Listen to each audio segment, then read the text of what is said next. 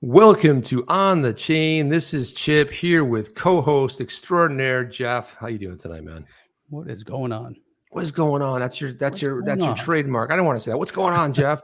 Guys, tonight we got a pretty special treat for you. We have a special guest all the way from Austin, Texas, here coming to us live, and that's none other than Melanie Lane. And Melanie, so her first job was at Napster. She also spent a lot of time really kind of learning the ins and outs of music rights. She was at Universal Music Group. She worked with Ultra Music. And then in 2020, she founded M. Lane Agency, which really focuses on working with startups, artists, and how to make these music rights in her favor. She's going to let us in on some secrets, what's really going on out there and what some of these startups are up to. Then we're going to get into the crypto space, and we're going to talk about all things crypto. Got some SEC updates, some XRP stuff, some Cardano. We'll get into it. So you ready, guys? Ready to go? Jeff, you ready? I'm ready. Let's go. Welcome to On the Chain. And without further ado, let's bring in Melanie Lane. Melanie, welcome to On the Chain. How are you doing? I'm very well. How are you? Doing well. Thank you. Thank you for joining us tonight. So it's interesting because you've got this interesting past, and you spent the good number of years really kind of in and around those music rights. And I mentioned at the top of the show that your first job was at Napster, which Jeff and I were huge fans of. What can you tell us about that Napster time you spent there? It definitely was interesting because it had just become legal at the time, and that was my first music industry job. I just moved to Los Angeles. I was meeting tons of people in the music industry, and I don't know how much you've spent in Los Angeles, but the first question you get there is, "What do you do?" It's not your name. So I would tell people I worked for Napster, and I would get, "Really? Napster? Like, they're here?" I'm like, "Yes, they're across the street from the Troubadour on Sunset." And apparently nobody in the music industry actually knew they existed.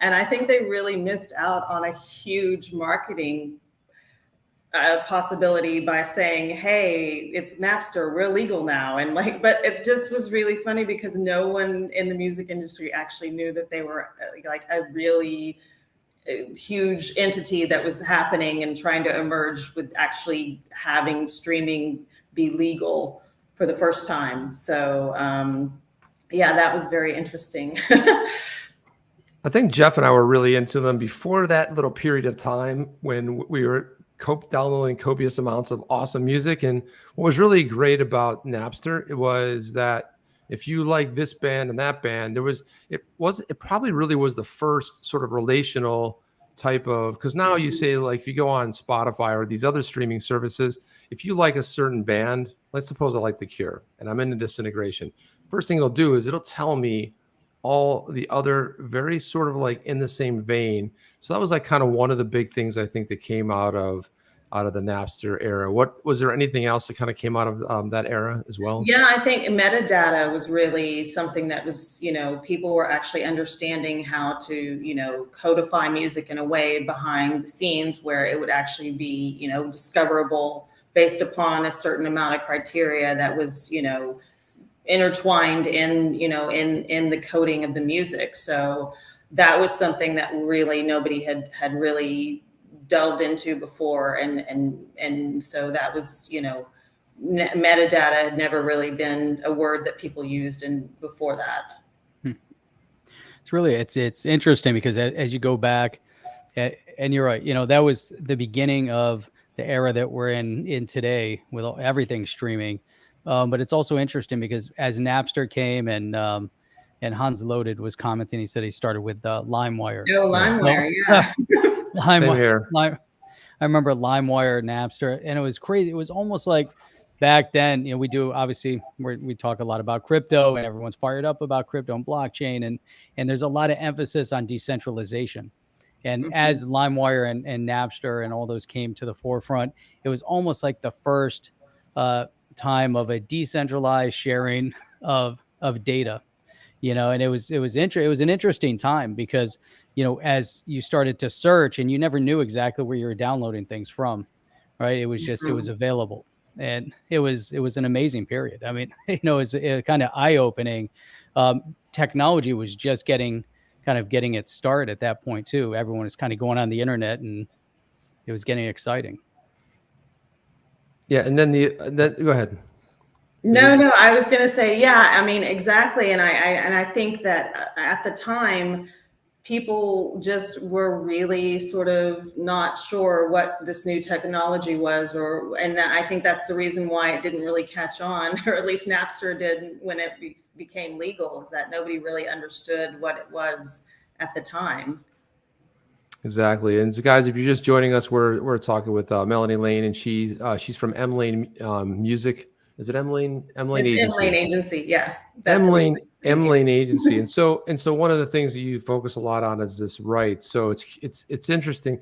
Jeff, I never thought about that. Almost in a sense, it wasn't necessarily decentralized, but the fact is we never knew where that was coming from. So as your career developed, you worked for I think it was it Bug Music? Is that Bug Music, yeah. Bug Music, So Universal Group's probably one of the larger groups out there, right? As far as publishing. Well, actually, at the Bug Music Publishing, at the time when I worked for them, it was the largest independent music publisher in the world. They had so many different catalogs. They had like the Johnny Cash catalog. They had Iggy Pop's catalog. They had, I mean, if you go look them up, they were legendary, and it was an amazing place to work. And I loved the story behind it. It was two brothers who had helped some people get back their music rights who had signed really horrible deals in the 60s. And so by word of mouth, it just grew from these artists who came to these two guys and were like, hey, I want you to help me get my music rights back as well. So they started this music publishing company that was really, really well respected, because the two brothers who founded it really cared about music rights and cared about helping artists. So it was an amazing place to work. And what happened with Bug Music? You said it got bought out a few times, and I think the publishing finally ended up at EMI, which was kind of the opposite of what they were going for at the time, unfortunately. Yeah, a little bit. Yeah. So, but yeah, they got bought out several times, and yeah, it ended up being part of EMI. And then when EMI split, I think now a lot of it it got split between Sony and Universal. So. Got it. So you also logged a bunch of time in New York as well, but now you make your home in Austin, Texas, which is really an interesting place, especially music scene. How's the music scene there? It's pretty eclectic, right? Different genres. Yeah, I mean, that's still thriving. I wasn't here during the pandemic. I was still in New York, but everybody who I've become friends with and spoken to now, and artists that I know, it really didn't shut down that much here in Austin. So, it's still thriving. The music scene is still thriving, which is great. And right now is actually the Austin City Limits Festival is going on. Today was the last day. It was this weekend and last weekend. I didn't go. Some people were very disappointed in me that I didn't go. But, I went to South by Southwest, and that happened this year for the first time in 2 years. So it was great to be at South by Southwest this past year. What are some of the experiences that you took away from that? From South by Southwest? Yeah. Well, I mean, it was just nice to be in this environment where, all these people were coming together for this music conference, and, you get to see so many bands, and you get to meet lots of music industry people from all over. Everybody comes from all over the world, and, there's just music everywhere, at every place you can think of. There's a party. It's just nonstop, and it's great. And yeah, I mean, it was just amazing, after the pandemic and things being shut down and not, seeing any live music, at least for me personally, for a very, very long time, to be in that environment. It was really, really great. I was so happy to be there. Yeah, and I went back, like I was saying earlier on before we went live, it's just going to concerts again. What an awesome feeling it is, because so many of those concerts got put off and dumped. And so one of the reasons we wanted to kind of bring you on the chain, because we wanted to talk about, there's a lot of startups that have this grandiose idea of really, competing against a lot of the apps that are already out there, or kind of taking a new direction. especially when it comes to music. And so how is that going? Because I know a lot of new startups reach out to you as you're consulting a lot of different folks in the space. Mm-hmm. What's that experience been like for you? What are some of the kind of the takeaways of what some of the ideas are and what the plausibility is? I think a lot of it has to do with the fact that people are really not too well versed in that if you want to use content that doesn't belong to you, it has to be licensed properly. And, so I'll give an example. Think about a month ago, I had somebody come to me and wanted me to help them with a project that they had that they wanted to use in a VR space, where they wanted to use music for these virtual fitness classes. And I was like, okay, so what do you want? And he was like, oh, I want to start with maybe 100 or so songs, and I want to license them and use them for these VR web classes that we have. And I'm like, okay, that sounds great. I have to tell you, ask you what your budget is and what you're planning on doing here, and how many times you think you're going to actually use these pieces of music, and how many classes you're going to do, and asking him all these questions. And he just really kind of got lost in all the things I was asking him. And then he proceeded to get very angry with me because I was asking him very legitimate questions about his project, and he the whole time was kind of shocked that all of these things were involved, and all these people you have to get permission from to use these songs. And he basically said to me, oh, I thought you just had to go to one place and ask to use all this music. And I was like, no, you have to get permission from everybody involved in the song, the people who wrote it. And then if it's a very popular music, then you have to go to the record label and you have to get permission from them to use the actual sound recording. And he was very, very upset with me and tried to disagree with me. And, his next word was, well, my friend told me all I had to do was this. And, I had to explain to him, well, I think your friend is probably trolling you and trying to deplatform you, because there's not one place that you can go to license all this content. It costs a lot of money. And, if you want to license 100 popular songs, if you started right now, you might be finished maybe in a year, maybe longer, to get the permissions for all that music. So that was one example that was, I think that people just don't really understand what's involved. If you're using content that is copyrighted, you have to get permission from everybody involved in that song, and you have to make sure they're all properly paid, and you're accounting to all of them for their percentage of that song. And that seems to be a real problem that I run into with people not understanding that that's a really long process to use content in that way. And what do you think? Go ahead. I was going to say, yeah, before you go into the next set, I find it interesting because, on that topic specifically on YouTube, if we play a clip and it just has some fraction of music in the background, the intent isn't to play that music, but it's on someone else's video, or you're getting it, so you're, playing an interview or whatever it might be. We get the copyright on our YouTube videos.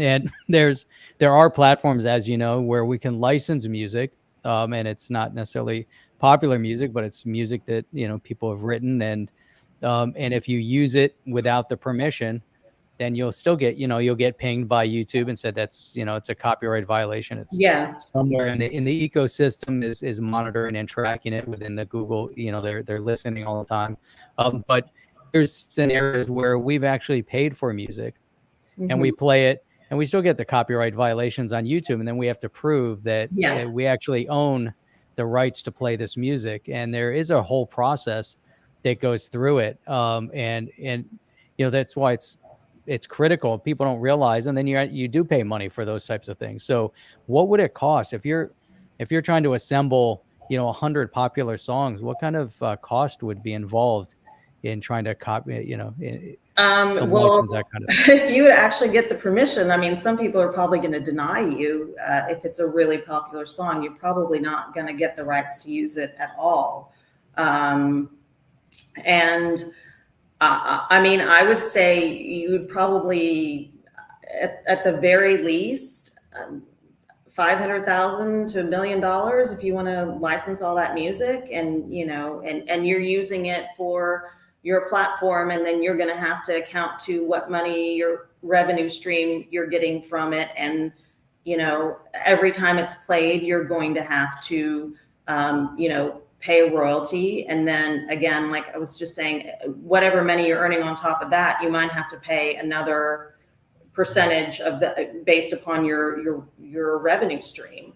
So it's just depending. There's a lot of factors involved, and it's not just one thing. You license it, that's done. You can use it whenever you want, however you want, and it's just one price. It's a lot of things that are that you have to account for.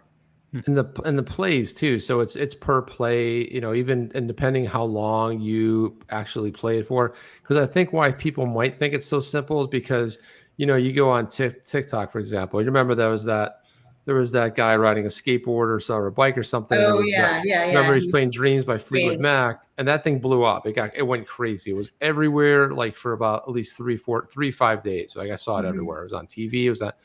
So in a scenario like that, where it's rebroadcast, I mean, I can imagine that was, from what I saw, that actually put that song back on the charts. But because you go on TikTok and you just pick out a song, right? So, but that's already pre-licensed. Is that why people might think it's so easy? I guess so, but I think they also don't understand that, if you're going to use all of these songs and you're going to have anybody just play them whenever they want from your platform, you're basically running a streaming service, because you're going to have to pay for each individual stream, and I think that there's a big misconception about that. It's not a one-time thing. If you're using content that's not yours and it's going to be used multiple times by multiple people on your platform, every stream you have to pay, you have to account for, and you have to pay for. Yeah, and that's how the artists make money. They're called royalties, and that's how they end up getting paid, right? And there's probably some middle people as well, some in between people. You have the publishing house and everything. So, so on the Web3 side, Chip, before you go into the Web3, hang on one second. I just wanted to get to a few of the comments. Yeah, go ahead. That were here. So one of them was from Sir John. He said, "Copyrights are the worst thing that ever happened to the world until it's about my copyrights." but still. I like that. And then we have Legendary saying he's in the wrong business. Obviously there's a lot of money in the copyright side of things. But here's a question that kind of goes to, is there a potential loophole in the music? And so Apex is saying it's actually easier to pay someone to make a cover of the popular song and then use that cover song. Much cheaper to license that way. Is that a potential way to, if you have someone else play the song, or are you still then liable for... you're still liable. I mean, it would be less expensive than if you're using the original song, but you're still gonna have to pay the people who wrote the song. You still have to pay the rights holders would be, the writers of the song, and they're involved in that process too, because it's their song that you're covering. So yeah. Yeah, a really popular one back in the 90s, the Verve with Bittersweet Symphony, which everyone knows, a pretty popular song, but they actually sampled an orchestra or an interpretation by an orchestra, that beginning part, and then the royalties went for everything, even though they wrote new lyrics and everything else, but those royalties went back to Mick Jagger and Keith Richards from the Rolling Stones. And I think just like about a year or two ago, they finally said, "All right, man, you can have the royalties." Yeah, Keith Richards gave it back to them. Yeah, 25 years later, whatever, Yeah, it was. I think it was a BBC, some sort of thing that the BBC did, and it was actually "Tumbling Dice" is the song that it was. Yeah, and it's so funny because it's a real tough. It's real tough. I mean, it's a beautiful piece of symphony, but I don't know. It's not that close to the original. But again, but they own the copyright to that. And so getting into Web3, so the whole Web3 is really building a better internet, right? So it's through decentralization, it's through, blockchain a lot of times involved. So with organizations that are getting into that space and trying to break in, almost every kind of app that requires, especially we hear so much about the metaverse. The metaverse would be pretty boring without some music in it, right? Without having because I always like, let's do raves. It's like, okay, if a DJ shows up at a rave and they're playing their music, but sometimes DJs are playing other people's music, so that creates a lot of complication as far as the licensing side, right? Getting that cleared up front. Yeah, definitely. I mean, and that's the thing is like, if you're going to go have a rave in the metaverse, you have to make sure all that music is licensed. And, it's also going to be, you're probably going to have to pay a public performance royalty on it as well, because it would be considered as like a concert. So you would have to pay those royalties as well on that. So, yeah, it's still that those still apply even in the metaverse. All the royalty, copyright that it applies there as well. Yeah, and something else. I actually read a story today about Jack Black when he did the movie School of Rock. He really wanted to have, I think it was Immigrant Song from Led Zeppelin in there, and he actually did it publicly and said they were the greatest performers of all time. He's like called them all out. He's like Jimmy Page, John Paul Jones. He did the whole thing. He called them out, but he was pretty much begging them to say yes to let them use, because it's not about, hey, we'll pay you X amount of money. It's like, hey, can we even use it? Because I know that there were a lot of music acts that wanted to license their music for a particular product, and they're like, no, I'm not going to do it. We'll pay you $10 million. I don't want to do it. How about $20 million? And they just wouldn't do it. So you need, and especially whoever the songwriters are, if it was promoting something they didn't believe in or they didn't like say you're promoting some product and they're like, I don't want my stuff to be promoting a product. It'd be cool if you use it as a background track. It does create this other sort of problem. So I'm wondering about in the metaverse, so we hear so much about the VR and the metaverse. What kind of experiences have you run into with people trying to either compete against, let's say like a TikTok type app or like a YouTube, where that music is really integral to really what their whole idea? Well, again, it comes down to licensing. I think that a lot of people don't realize that if you're going to use that amount of content that is available to millions of people who are going to use it anytime they want, you have to pay streaming on it. You have to pay a streaming royalty on it. And you are basically running your own streaming service in that regard, because it's that many people using it at any given time on demand. Then, you have to pay for each individual use. Got it. We got some questions here too. So X Factor says that picture on the wall looks like the Illuminati eye. No, it's not. It's not. Hey, okay. Wait, is people going to think I work for the Illuminati now? See, now Possibly. We already have you working for the Illuminati. You see how that works, Melanie? So that's how it works. From the Illuminati to Napster. Let's see how this is going to work. Yeah. So there you go. There's a little connection. We're drawing connections where they don't exist. So tell us about you had that. You had mentioned that's your artwork in the back, right? Yes, this is real. It's not fake. So what is that exactly in the background? Just out of curiosity, it's just is it a world or something, or just it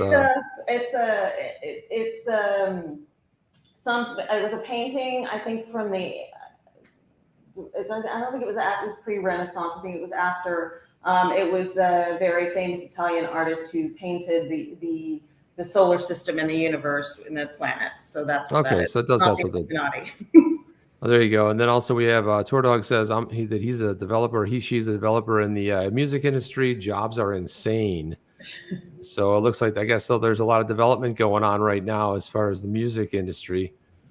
Zerobi23 says, I remember downloading the Real Slim Shady, 3 hours for a 3-minute song. Those days were awesome. Back in the day, it's like, yeah, but I got it. I got it. Right. Dial up to it. That was great. And you own it, and I remember sometimes you would be downloading you pick a particular server, and then you lose that connection, or like you'd have like a trough of songs you're trying to get and download. And I think LimeWire just didn't. Napster still, like, didn't they just reemerge as something? Did I see that? Yeah, I think they got bought out again. They've been bought out many times. And I can't remember who just bought them, but yeah, it was recently they got bought out again, and they're trying to reemerge. Yeah. It amazes me. It amazes me on the reemergence, you know, right when you thought they were gone, but they're still here. I mean, it amazes me. It really amazes me. Downloading, there's plans, you know, you can sign up for the monthly plan, $9.99 a month. Well, I think they're trying to maybe get back in it, because I think that people don't really understand that, you know, Spotify isn't going to be streaming music in about 5 to 7 years. That's where they're going into podcasting. You know, they're getting out of it.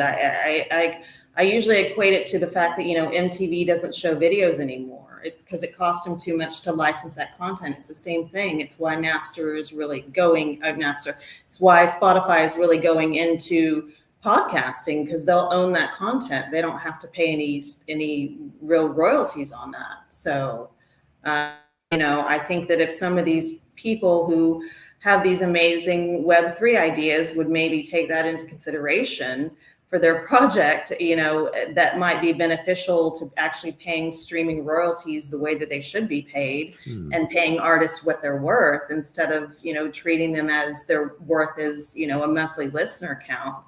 They would be really, really well received and widely appreciated by many, many people.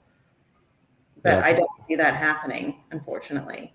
That's a good point. So let's talk a little bit about, so with NFTs, the real application. I mean, there's Bored Apes, there's a lot of great NFT projects out there, and some of them have some great use cases to them. So yeah, you buy an NFT, it's you know, some kind of a character, but that character also at some point might grant you an in somewhere to, let's say, a metaverse. But as of late, there's been some bands doing some clever marketing where you buy one of their NFTs, it gets you early entrance to be able to either into a show or to be able to buy tickets. How do you see that NFT space affecting music rights? Do you think it's going to be a good application? Do you see any traction going on there right now, or is it something just too new?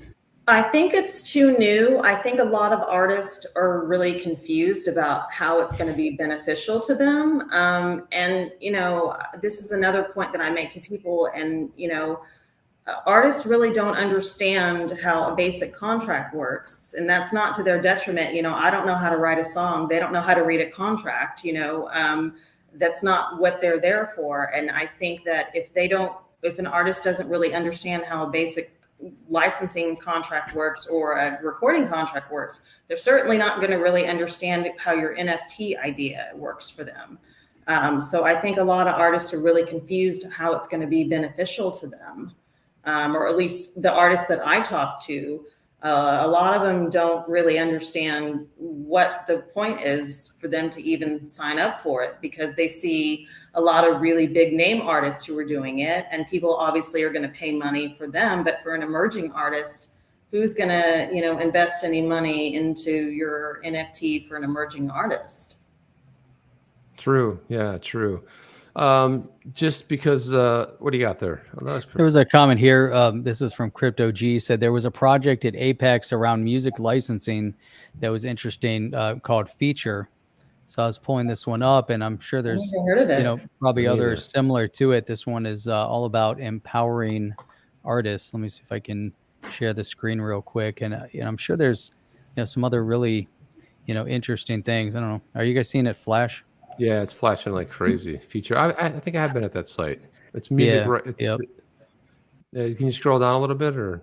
Whoops. Sorry. Wait a minute, what happened to Melanie? I was like, let's go for it. I went to unshare, and then I double clicked. Let's see if I can get this one back in. There we go. Okay. So empowering artistry or talent. So, and it's interesting. I'm sure there's others, you know, out there similar to it, collaborating, you know, buyers, marketplace, artists, they have management.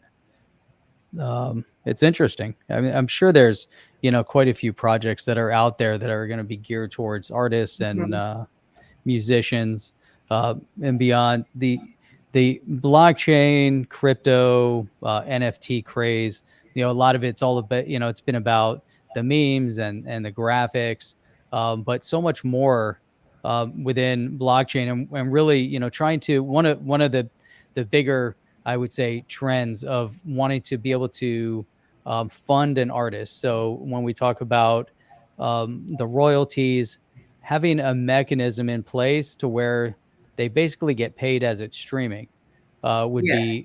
be amazing, right? And so I think Yes. that's where, with the Web3 and the blockchain and crypto and NFTs, you know, that's kind of the direction where it's going. And you can cut out a lot of middle people, a lot of middle hands that are out grabbing money. What do you see from that side?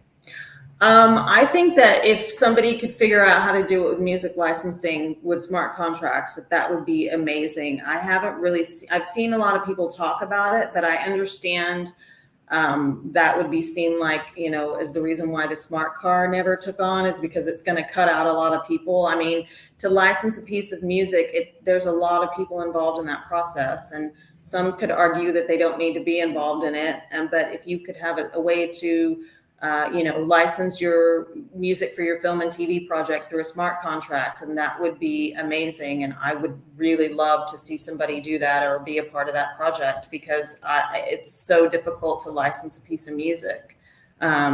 So I think that I can't wait to see that happen. And I don't know how long it will be until it does, but yeah. I'm gonna throw this out to you, Melanie, and to Jeff. Does you know, this is from a song, "The Grabbing Hands Grab All They Can." From Depeche Mode, Everything Counts. Boom! Look at this. Wow. You see that? That was amazing. I was like, that's awesome, man. Yeah, the grabbing. When you said the grabbing hands, first thing that popped in. It always does that happen to you, where like someone says something in a song lyric, cycles through your, and you're like, should I say something or do I keep it to myself? And then when you do say something, they're like, what are you talking about? You're like, it takes way too long to explain it. And it's all lost in there. But yeah, very, very big kudos. And, you know, it was funny looking at your musical tastes were very, a lot of similarities, at least a lot of ones that I could relate to, Jeff. I don't know if you saw the list, but some really great stuff. And, you know, because obviously The Cure, DJ Shadow introducing one of the greatest, one of the greatest projects of all time. I like a lot of DJ Shadow stuff, but even Jesus the Mary Chain, some Smiths in there, Modern Life is Rubbish, Blur. I mean, that's great. But let's talk about how you became a Liverpool supporter. Well, I grew up in Fort Worth, and I lived in Dallas for a while. And when I was much younger, I used to date this guy, and he would say to me, hey, you know what? If you wake up in the morning and I'm not in bed, I'm going to be watching TV at 8 o'clock in the morning. Like, what? Why are you doing that? And so he's like, yeah, there's this football game on in the morning. And I'm like, okay, what? I didn't know American football came on at 8 o'clock in the morning, but you know, okay. So he really loved Liverpool Football Club for some reason. I don't even know why he did, but so after a while I started getting up in the morning, and he started explaining how football worked and, you know, the rules of football, and I realized that I actually really, really liked it. So Liverpool was my first introduction to Premier League soccer. Oh, nice. Yeah. Very So nice. And I've supported them ever since. So, but also a great music city as well. You know, yes. the Bunnymen, of course, the Beatles, of course, a lot of great acts from Liverpudlian acts from Liverpool as well. There's one right here. Here we go. So Crypto G wants to know who your favorite artist band is. I guess if you just maybe like 5 off the top of your head. Okay. Well, my favorite band is the Rolling Stones. Beggar's Banquet is my favorite album. Beggar's Banquet, phenomenal. I like Sticky Fingers personally. That's just okay. And I also really like the Kinks. I think that they're a very overlooked 60s band, and some consider like one of the real first like rock and roll, you know, bands in the 60s. So give the people what they want. Another great album, another Kinks album. But yeah, I mean, Van Halen popularized them, right? I mean, they were. Oh yeah, they covered. What did they cover? A bunch of them. A bunch of Kinks. I remember they covered "Where Have All the Good Times Gone," and I can't remember the other song that they covered. Yeah. It really got me. Yeah. You really got me. So yeah, I see a Beggar's Banquet and Face to Face and the Kinks one. Yeah, Doves is another kind of an interesting one. I Lost love Souls. that band. Yeah. That was my first one too. The Lost Souls Lost under Doves. Souls. Yeah, very good. Yeah. Their last album, The Universal Want, it was my favorite album of 2020. It kind of got me through the pandemic because it came out like in the summer and I was like, oh my gosh, one of my favorite bands is actually gonna release an album for the first time in a few years. So that album is beautiful and I really love that band. Doves, but yeah, and the Smiths are one of my favorite bands. So I was that cliched kid who locked themselves in their room and listened to The Cure and the Smiths. But I was never a goth, so at least no disrespect to anyone who was, but yeah. All right, here's a great question from Hans Loaded. So working for Ultra Music, who were the biggest DJs that you got to meet? Wow. That's a really good question. I mean, I don't know if I really got to meet them. I got to work with a lot of them. I mean, Steve Aoki was still doing a lot of stuff with Ultra at the time. So I licensed a lot of his music. And that was a very interesting process in and of itself, because he put out music like every week. And, sometimes, it was just like, okay, got to slow down. Like we can't keep up with the amount of music that you're trying to get out there. So yeah, it was very interesting to work at Ultra because obviously it was content that needed to be licensed all the time. A lot of samples or a lot of cover songs that needed to be cleared before they could be, released. And here's a follow-up to that from RPS. Who's your favorite dance DJ? Oh my gosh. Wow. Who is my favorite dance DJ? I don't know. I'll have to think about that one. And also I know some DJs, so I'd have to be really, really careful about how I answer that question. Yeah, I know. So I think my company streamed at the time for Microsoft, but streamed a lot of the concert and encoded a lot of it. I was at the 2001 behind the scenes of the Ultra Music Fest in Miami.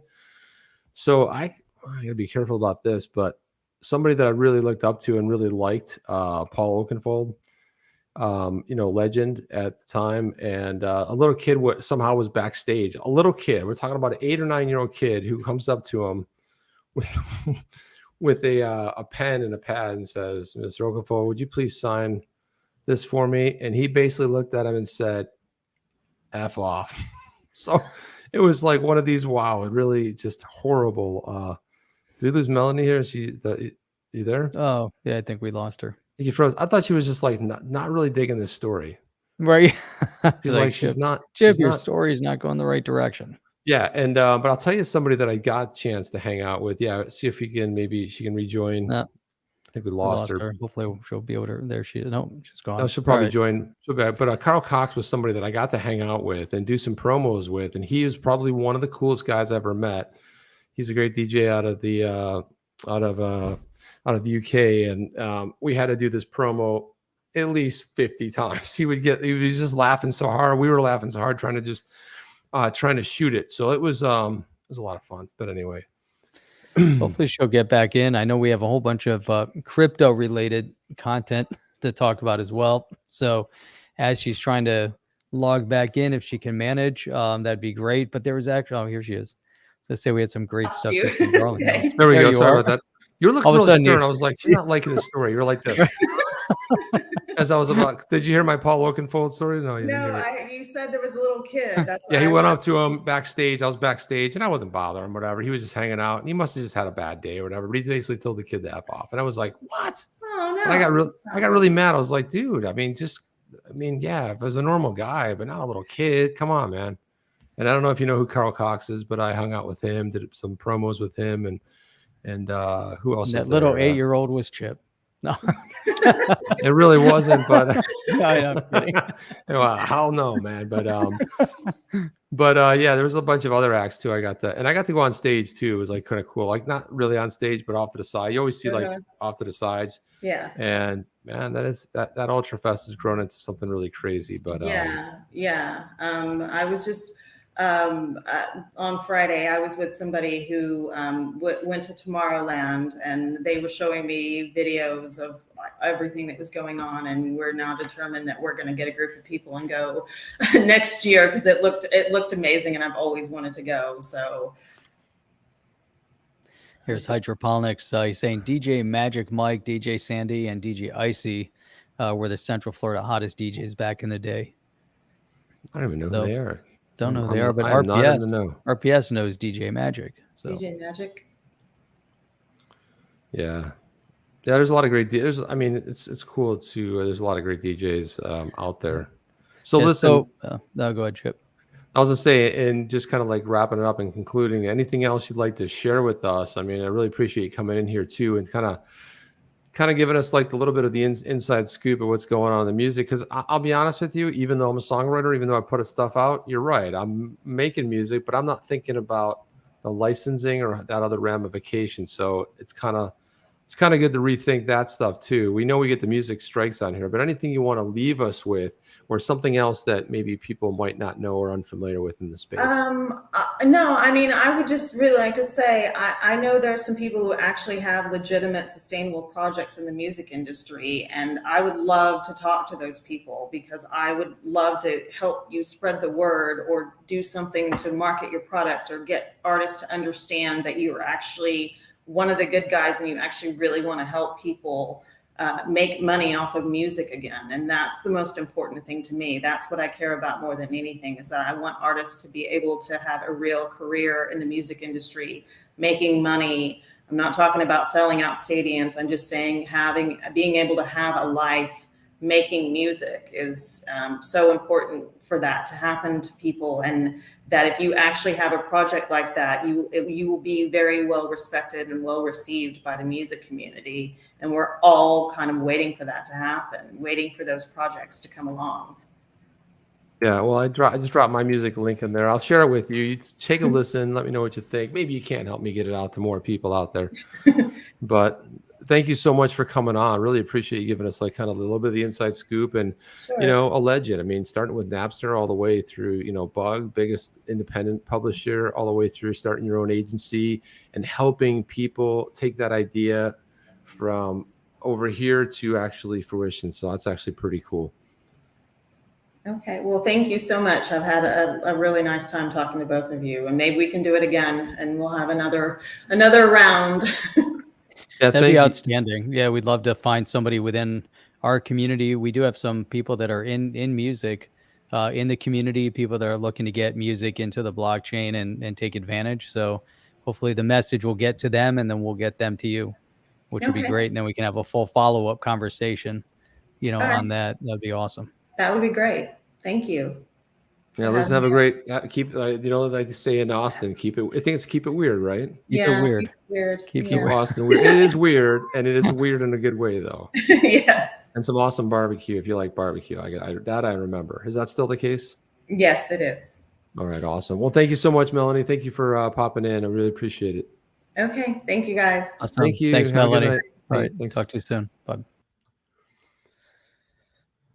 So right, wow, that was pretty cool, Jeff. I think I learned a couple of things tonight. I think I sort of I guess I thought it was a lot easier than really what it is, you know, because you see these apps and you go like, yeah, just pick a tune, you know, and click on this, you know, even being kind of, you know, I related to what Melanie said, being a little bit ignorant, not knowing, you know, you're the artist. You're like, yeah, let me write some cool music and let me record it. But there's that whole aspect of that missing there. So. Yeah, no, it's amazing. I mean, this space is growing by leaps and bounds, and you know, within blockchain, within crypto, you know, there's so many amazing opportunities for artists. You know, we'd love to really see how it comes to fruition. I think, you know, Melanie's definitely on the right track. You know, looking and you know, working with these artists, because the art, you know, things are changing, you know, rapidly, so fast right now. And you know, I think we're going to start. You know, people are obviously feeling that strain also, where artists aren't getting paid the way they used to be, and they have to either fill big stadiums or they have to figure out how to monetize, you know, through the streaming mechanisms. And you know, that shift is coming. So It's awesome that that she is working in that space. On the crypto side, Chip, there was a lot of great things, obviously, that came out over the past couple of days. One of them was from Brad Garlinghouse, and interesting. It'd be nice to figure out how we tie, Ripple X into the music. Who was working on music within Ripple? It was the Crypto Cowboy. Back when the Crypto Cowboy worked there. I can pull him up here. It was Craig. What is his last name? Craig DeWitt.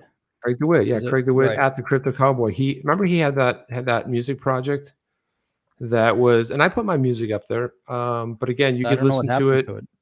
I think it was like a side project. I don't think it got a lot of love.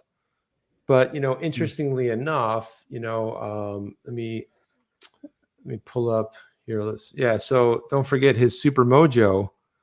That Super Mojo is the future. In other words, being able to put together money to be able to purchase NFTs was one of the things that he was right. like.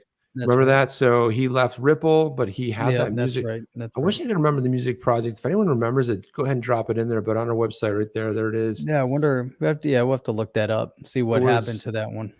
Yeah, because a lot of the, making it more accessible to regular people. But that was, that'd be one to connect Melanie in with also to see what's going on if he actually has that project moving forward. I don't know. Yeah, and that was the whole idea of of getting artists compensated, which is really kind of a pretty cool idea. Yeah. You have to say is, let's see, what else did you have? What else did you have in here? No, so I wanted to pull this one up because this came, and this was actually Cowboy.Crypto. What do you know? That's not the same one though. It's I know it's not. but funny enough, right? But it's just funny that so yesterday. We talked about Brad Garlinghouse, and we was talking about, with the SEC, the Ripple, and all of that nobody outside the U.S. really knows or cares, other than, XRP people. Anyone in the XRP community knows about it. Does anyone really care as much about it? And it's interesting. So he said most people outside the U.S. don't really care that the SEC is suing us. And so I just wanted to play this part real quick. Let's see if it's loud enough. Then there's some interesting commentary from Brad Garlinghouse to Cowboy.Crypto after he said this. Oh, can you hear it? No. Turn the volume up. Turn the volume up. Hang on. I don't hear anything. Are you playing it? Yeah, you're not playing it. So I got to let me stop the screen. Why is it so complicated to play stuff? I mean, it should be super easy. That's a lot of times, guys, why you always see us download it, and we'll actually play it because then it's usually fail safe. Usually. Here we go. All right. Most people outside the United States don't really care that the SEC is suing us. I'll tell you a very quick, funny story. I'll keep it short. I was in the Middle East last fall, and we were meeting with customers. I have one of the Ripple team members who's based there. It's really early in the morning. My time zones are all screwed up. We're meeting the CEO of a payments company, and but the employee from Team Ripple says, "Well, why don't you give an update on what's going on at Ripple?" And I start talking about the SEC. And after the meeting, he very delicately says to me, "No one gives a shit."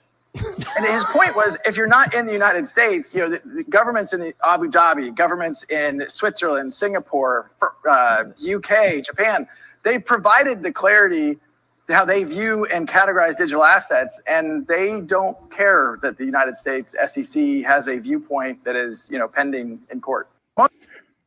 That's amazing, Chip. It's so spot on, right? The timing of it is interesting. So. So I find it interesting. So Cowboy.Crypto says, so many people are watching this clip thinking Brad Garlinghouse talking about XRP holders when he's obviously referring to foreign banks and governments. Listen to that. They're still partnering with Ripple despite not having U.S. clarity, right? That's all over. House XRP says, I like how he uses profanity more and more when describing his feelings and others regarding the SEC lawsuit. So now, Brad Garlinghouse has to chime in at this point. He said, my outrage has grown as the litigation has unfolded. There is no recourse. There's no consequence for those who brought this lawsuit. The SEC's pursuit of a policy objective isn't about a faithful allegiance to the law. It's about power. That's a massive statement. Huge. I mean, and this is one of the, I like the fact that he uses a little, I wouldn't say profanity so much, because remember he talked about tribalism, that it's totally effing up the whole, and he's right about that. So people in the tribalism But this right here is absolutely spot on, Jeff. And and don't you love the way he interacts with the community as well? Like the fact that he's actually out there seeing what people are saying on the comment side. Like I really love that. I think that in itself too shows you somebody who's a CEO at a company is also kind of interested and wants to go ahead and comment. That's right. So, and I think, Chip, this kind of illustrates and explains everything. So this was from XRP News. Crypto posted this, but Brad Garlinghouse over here with the wheel, right? Regulators, no thanks. And they're still using the square wheel over here over at the Fed. They're way too busy hauling rocks with square wheels. So, it really is amazing, and you would think this was, this would have been back in 2017, 2018, but this was now. It's like, why are we still having this conversation, trying to rationalize and explain the benefit of what's happening here to move money? It's just kind of crazy. Yeah, it is. And I wanted to show too, and I'd also, let me just make that a little bit bigger. So I commented on that tweet as well. I guess I went around a little bit, but I said this. I said, hey, oh yeah, we are all outraged. Time to bring home the win. Let's just forget about it. Let's just bring home the win. Everybody's going to be happy. It's going to be a new day. Everybody will be dancing, and it'll be happy times, right? It'll be great. John Deaton had this to say, which was a little bit different, but he said this right here. He said, in case you were, there was actually, did you read this one here? The recourse, the no consequence. Oh yeah. Yeah. So I didn't read that one yet. Oh yeah. That's one I just read. Yeah. So he commented on this last one that you read, which was no recourse, no consequence. This SEC's pursuit of policy objective isn't about, and then he put in quotes, a faithful allegiance to the law. It's about power, right? You talked about how it's about power. And then John Deaton, the attorney representing the 75,000 XRP holders, said, in case you were wondering why the CEO of Ripple used quotes, is because, allow me to explain. This I love. A federal judge, little federal judge emoji there, if you will, sitting in the Southern District of New York, stated that the SEC lawyers, like the SEC enforcement director and its non-lawyer chairman, Gary Gensler, lack of faithful allegiance to the law. That was in her statement. So, if you don't think Brad Garlinghouse is paying attention and dotting the I's and stuff, it's exactly, and it's so cool. It's like, someone like John Deaton caught that right away. Yeah. I didn't even catch that when I said that, when he said it. It's so, Chip, it's so amazing. I mean, it's inside baseball, Jeff. It is. It really is, but, thank God we obviously had Deaton on the other day, and, he had some things to say about what's going on, and, just really outstanding stuff. But I'll tell you what, how you love the Bitcoin ambassador? I think he's probably one of your favorite guys on Twitter. I commented on that too. So the decentralization test, the only test that matters. That's according to the Bitcoin ambassador. And then he goes on and says, XRP is centralized, therefore no different than any fiat money, insecure, easily taken down. And to boot, the SEC is outlawing it. Now, obviously not following the case. First of all, the SEC doesn't have jurisdiction to outlaw anything. They don't write laws.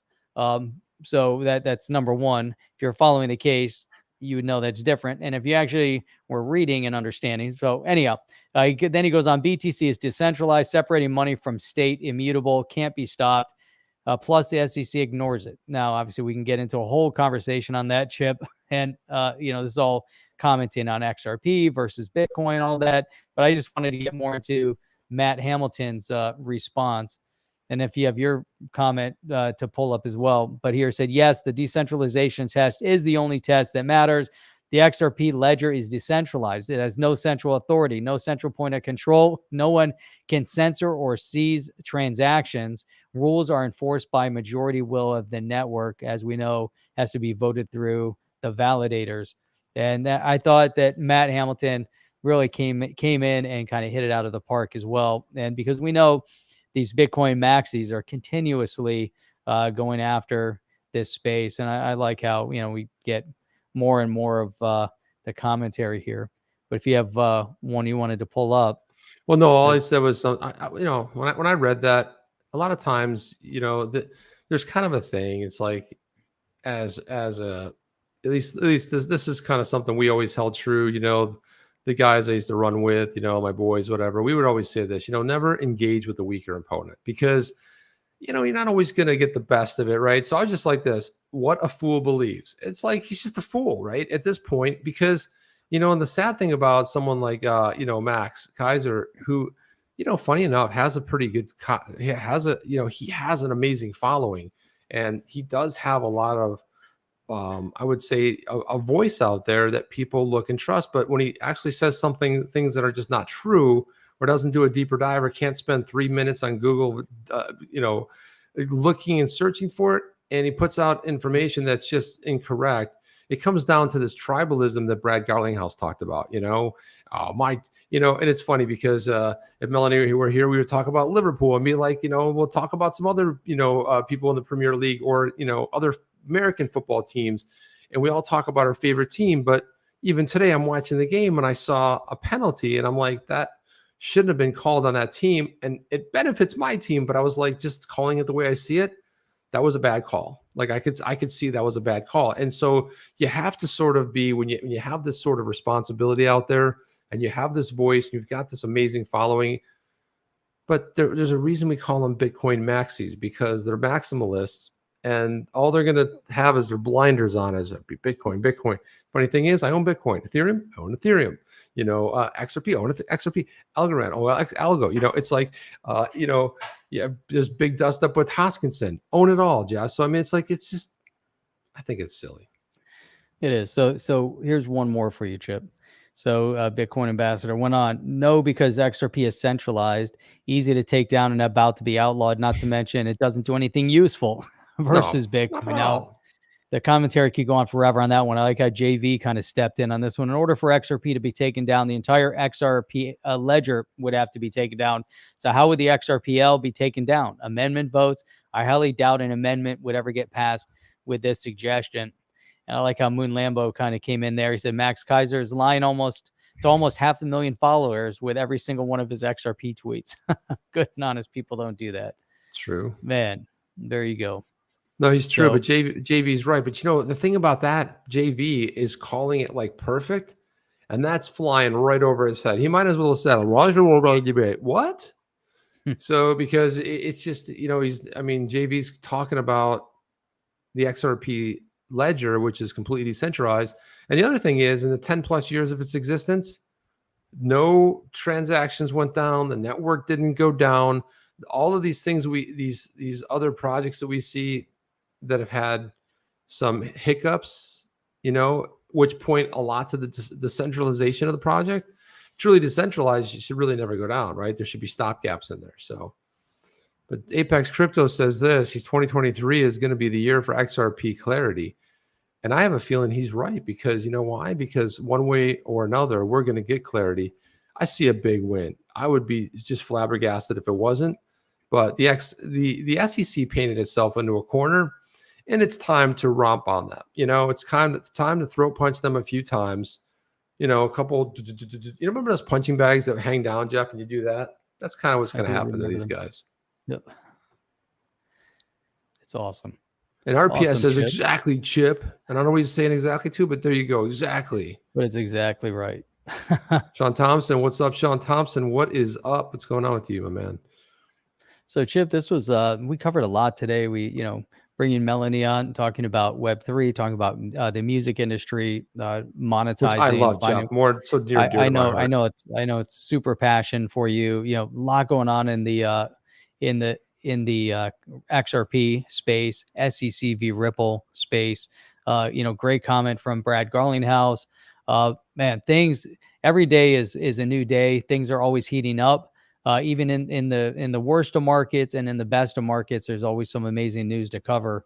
Really looking forward to the next one. That'll be on Wednesday. Wednesday night, guys, come on back for us. But yeah, big shout out to Melanie Lane again for bringing some of her expertise and talking about the music industry, and also having a very solid selection of albums, Jeff. So I'll give that. I've never seen a really good collection like that, like, especially maybe because I agree with it so much, but yeah, spot on. So a big shout out as well. And guys, everybody, you know, we're the smartest, you're the smartest and best in crypto. We love you guys. Always ask good questions. You know, you show up for these interviews as well, which we love. And Searjun says, very interesting show. I love the new topics. So that's awesome. You know, we got to bring that up more and more, which is fantastic. Yeah, we got to bring it up, and we will. You guys know, if you guys want more content like this, more cool interviews on some diverse topics, go ahead and like, subscribe, click that notification bell, and then, you know, get more of these type. You'll know when we go live, and you'll know when we drop new videos. Because a lot of times we'll cut up segments, and then we'll also put them out there. People are like, I don't have an hour to watch your show. Okay, great, because we'll chop it up and have 8 to 12 minutes so you can watch it. And a lot of people watch those that don't catch the entire show. But I want to thank everyone for being here, especially Melanie Lane. Anything from you, Jeff, before we get out of here? That's it. Look forward to seeing everybody on the next one, because we have the best and the brightest in all of crypto YouTube space gathering right here on the chain. So it's outstanding. Chip and Jeff. Oh, see you guys on the next one. Are you down with OTC? Please like, subscribe, and click the bell to be notified when the next video drops.